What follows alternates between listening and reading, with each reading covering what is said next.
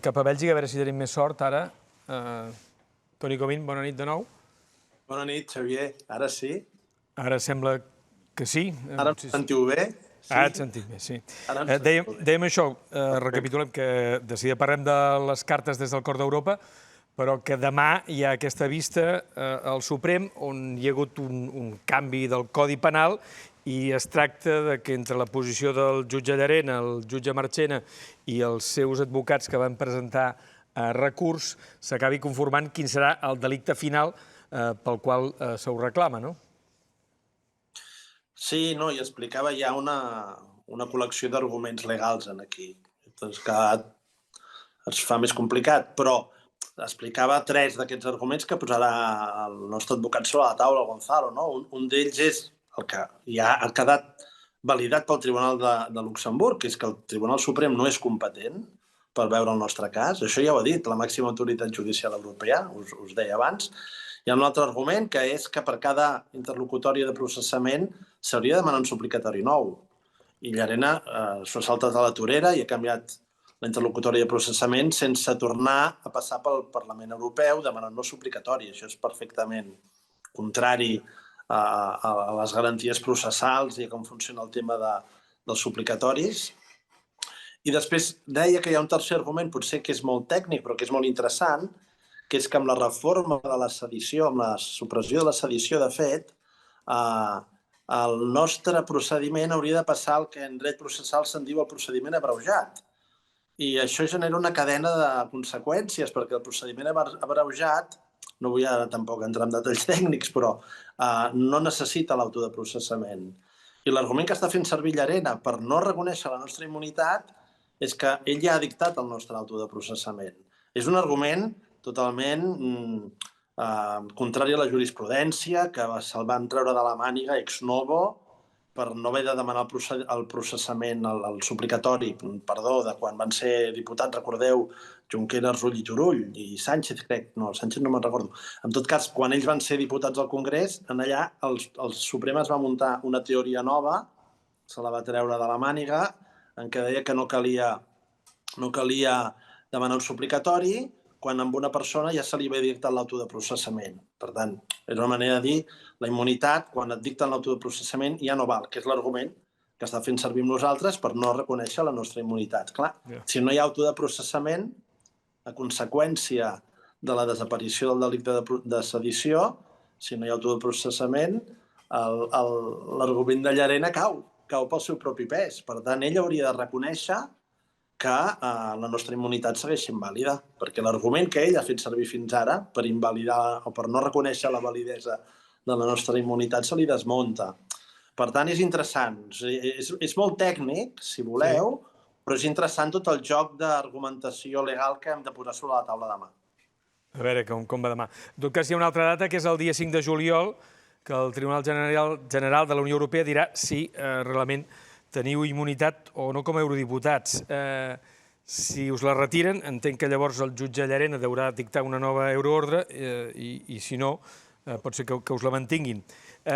I amb tot això, en quines condicions tornaríeu a Catalunya o a l'Estat o a Espanya si hi ha una definició completa dels tipus d'immunitat que teniu, si queda per escrit que també la teniu a Espanya, al territori espanyol?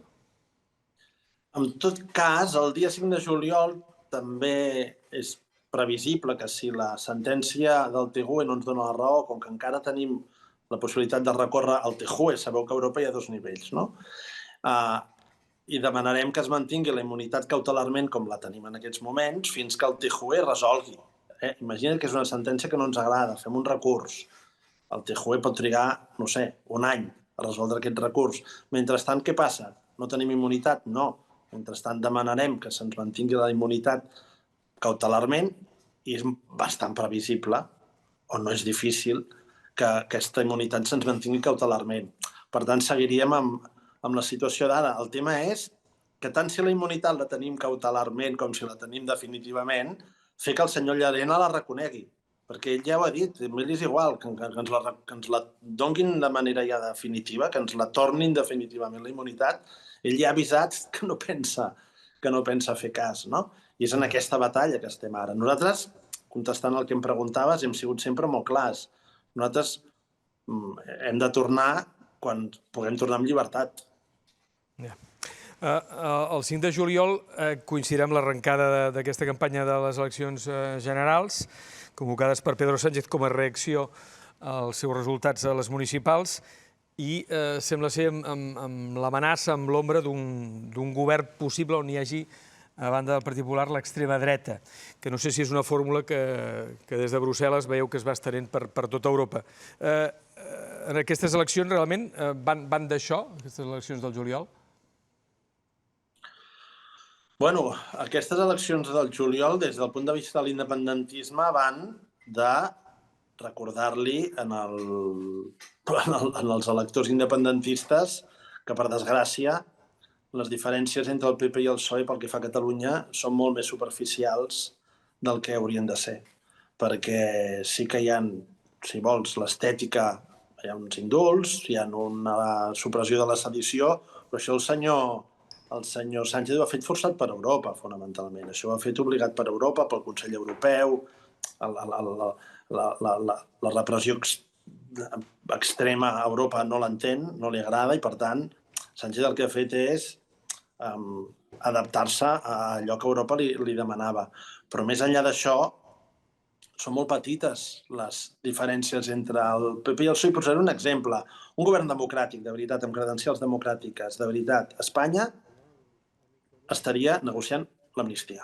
Estaria negociant una llei d'amnistia. Això és el que hauria de fer un govern democràtic. Si el PSOE no fa això, vol dir que, per desgràcia, està més a prop del PP del que ells intentaran fer veure quan parlin de Catalunya. Pel que fa a Catalunya, les diferències són massa petites, és evident. En tot cas, dilluns entrevistàvem aquí Daniel Sirera, del Partit Popular, i deia que si ells guanyen, el primer que faran, una de les mesures que adoptaran serà justament canviar aquesta reforma del Codi Penal, que no sé si això llavors tornar enrere es pot fer, o si la sedició ja no hi és, ja no és per nous casos, o el que passi. Vull dir que no sé si és igual, però en tot cas el PP es disposa a recular en certs avenços que hi pugui haver hagut, per tímids que puguin ser. El PP sabem perfectament què és, diguem, és la por ellos, i és un partit que no ha trencat amb la cultura política predemocràtica. No ha trencat perquè, el que hem explicat sempre, perquè la transició espanyola va ser com va ser, els franquistes mai van ser derrotats, i per tant els hereus dels franquistes segueixen mantenint molts elements de la cultura política predemocràtica. A partir d'aquí és molt inquietant que vulguin tornar a incorporar la sedició al Codi Penal, però a nosaltres particularment no ens afectaria, perquè ja sabeu que les reformes del Codi Penal només s'apliquen quan tenen beneficis, no quan perjudiquen. Per tant, un cop han tret la sedició no ens la poden tornar a posar a nosaltres. Però bueno, no pateixis, que nosaltres ens estan perseguint per malversació i ens demanen 12 anys. I això amb un govern del PSOE. I això amb una reforma de la sedició feta pel PSOE. Per tant, és la desjudicialització de la que ha parlat el PSOE ha tingut uns fruits molt escassos, perquè si no, persones innocents com per exemple jo mateix, no estaria sota l'amenaça d'estar-se 12 anys en una presó per haver organitzat un referèndum que no és delicte en el Codi Penal espanyol, com hem repetit tantes vegades. Vam fer una cosa que està perfectament despenalitzada en el Codi Penal espanyol, s'han hagut d'inventar delictes inventats, i això s'ha passat amb una llarga etapa de govern del PSOE. Perquè el jutge diu que la malversació, encara que sigui sense lucre, ve a dir que hi ha com una mena de caprici polític, no? I per tant, allò és on veu el lucre. Bueno, és que a més en el nostre cas no es va fer ni tan sols la despesa, com és sabut, no? En el cas de Lluís Puig o el meu, per exemple, es parla d'una factura que va ser rebutjada i que mai es va pagar. Per tant, tot plegat és un despropòsit des del punt de vista penal. Expliquem l'existència de cartes des del cor d'Europa. Dius, Toni, que el destí és tossut i que havies de fer cap a Europa, encara que lamentablement hi has fet cap, tot i que ara com a eurodiputat, d'una manera que no era potser la que podies preveure, no? Dius en aquest llibre que el cor d'Europa no és tant el cor geogràfic, sinó tot allò que representa Europa, que no sé si potser ho mitifiquem, però vindria a ser, no sé, mai més el feixisme, democràcia, capacitat d'integrar les diversitats nacionals, tot això és Europa? Bueno, quan jo vaig agafar aquest nom, això són articles que vaig publicar durant aquests anys que deies tu, sota una secció que duia aquest títol, de cartes des del cor d'Europa. Ara era lògic que el llibre mantingués aquest nom, i el cor volia ser una metàfora dels ideals europeus.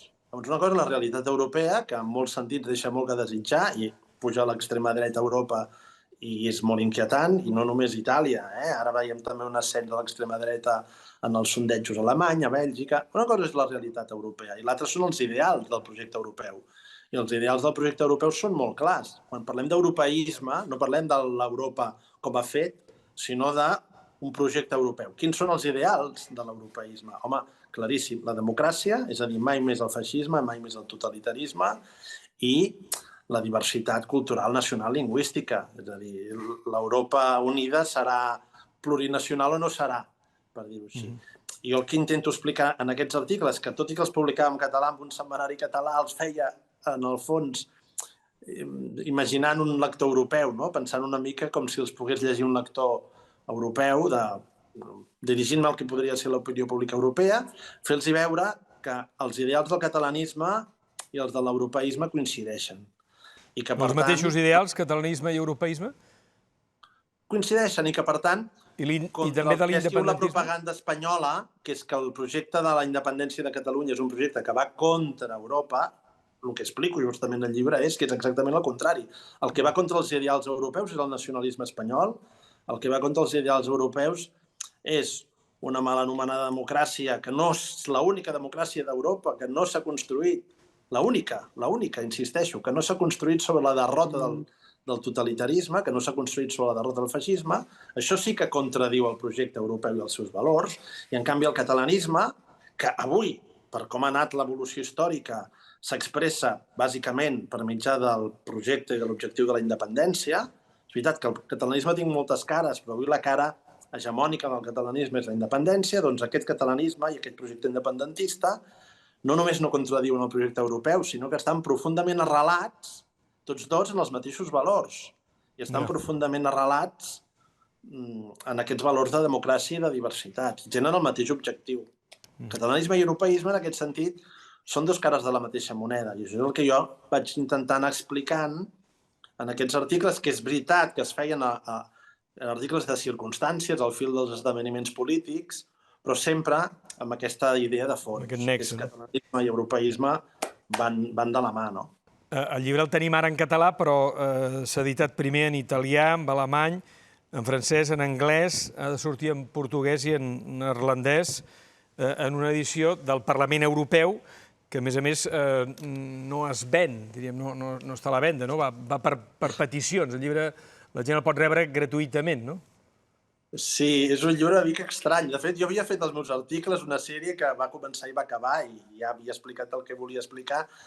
Quan ho vaig fer no sabia que seria diputat del Parlament Europeu, per descomptat, i quan al cap d'uns anys vaig entrar al Parlament, el Parlament em va donar l'oportunitat, em va brindar l'oportunitat de publicar aquests articles en format de llibre, en diferents llengües. I clar, el llibre, de fet, em resolia aquella paradoxa meva d'escriure articles en català pensant en un lector europeu. Doncs el Parlament m'ha permès fer arribar aquest llibre als lectors europeus perquè me l'ha editat en diferents llengües, diguem, no?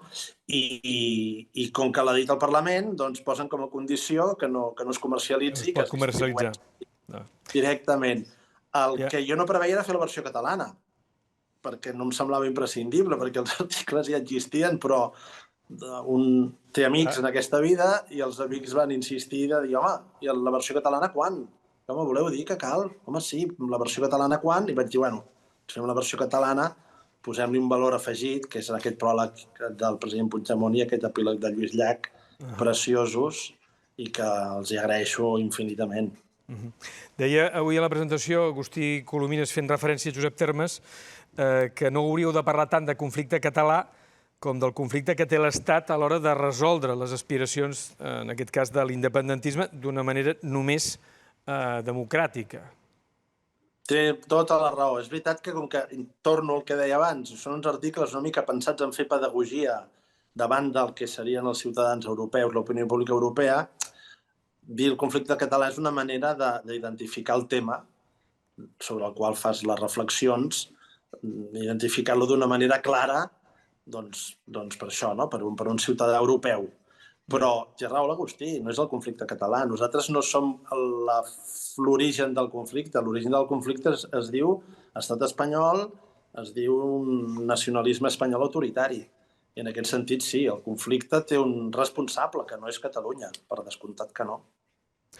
Dieu, anem acabant, Toni, que respectar l'autodeterminació de Catalunya és l'única manera real de salvar la democràcia a Espanya, tant així? Bueno, és una tesi que ja havia defensat fa temps, no? De dir, hi ha una mena Espanya no pot ser alhora un estat democràtic, un estat que englobi tots els seus territoris actuals i un estat mononacional. Si Espanya vol englobar tots els territoris que té avui i al mateix temps vol ser un estat mononacional, això només ho pot fer a costa de la democràcia, que és el que està passant ara.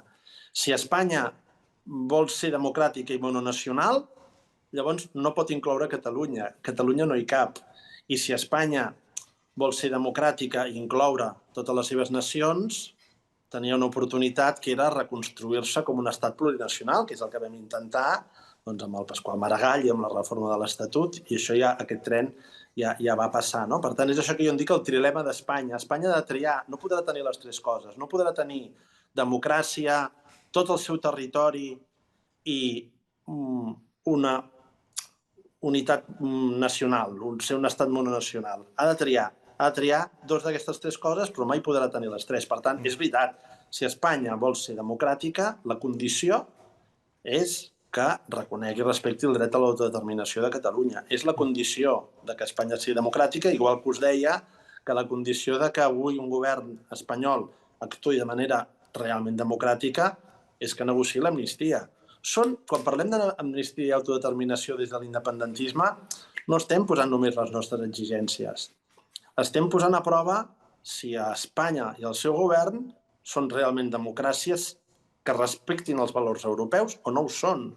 I mentre no reconeguin l'autodeterminació i no negociïn l'amnistia, la resposta és no. Espanya no està respectant els principis i els valors que informen el projecte d'Europa, que són els, insisteixo, la democràcia i el respecte a la diversitat nacional.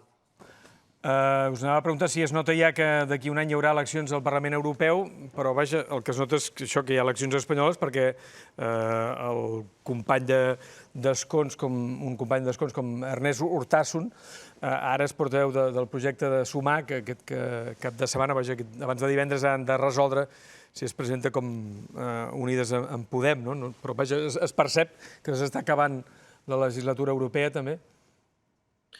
Es comença a percebre. Penseu que el Parlament Europeu en aquest sentit és molt particular perquè som 700 i, per tant, els vincles entre diputats són complicats amb un Parlament tan gran, amb tants països. Però sí que és veritat que últimament, quan et trobes els companys pel passadís, comença a ser més freqüent la pregunta de tu repetiràs.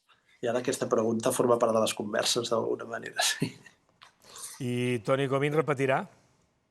Això ho han de dir els partits primer i els electors després. Encara falta molt. Que l'hagin de decidir nosaltres, unilateralment. Moltes gràcies, Toni Comín, i les seves cartes des del Cor d'Europa. Gràcies, bona nit. Una abraçada. Una abraçada.